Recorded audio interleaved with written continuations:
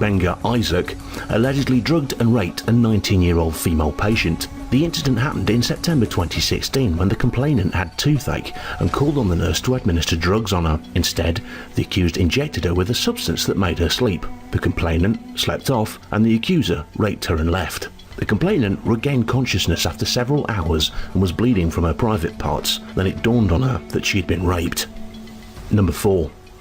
In September 2014, John Cantone, then 60, a former heart patient at the Christ Medical Center in Oakview, Illinois, had filed a lawsuit against the hospital claiming he was raped by a nurse ahead of major surgery.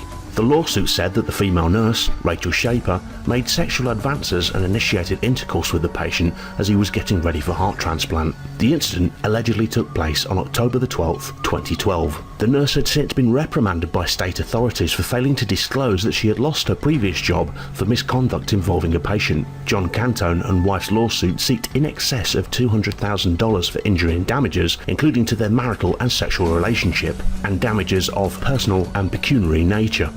Number 3.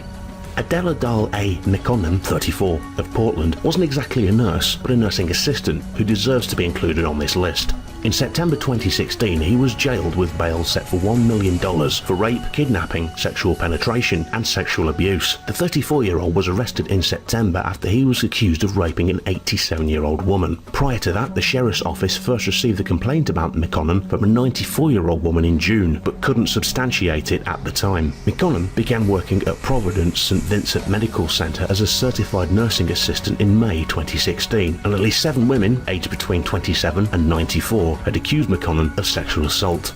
Number 2. Stephan Letter worked in Solothurn, Germany from 2003 to 2004. During that time, he killed at least 28 of his patients. When first questioned by police, he admitted to killing 12 of them, but he later said he couldn't remember exactly how many he had killed.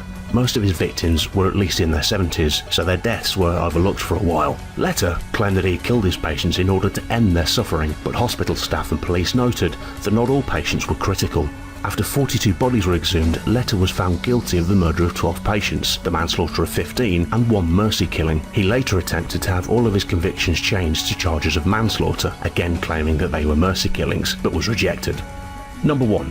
In October 2015, a 24-year-old Finnish male nurse was sentenced to 9 years in prison for raping 27 elderly patients, aged between 74 and 100. According to the court, the victims were elderly patients in a nursing home, aged between 74 and 100 years old, whom the man was nursing. The rapes took place in 2013 and 2014 in an undisclosed hospital in the patient's bed or lavatory. The elderly victims suffered from dementia, as some of them were physically disabled. The nurse himself said a parole and community service would have been a sufficient punishment, but the court said he had acted systematically and ordered him to pay €18,000, around $20,000, in damages to his victims in addition to the prison sentence.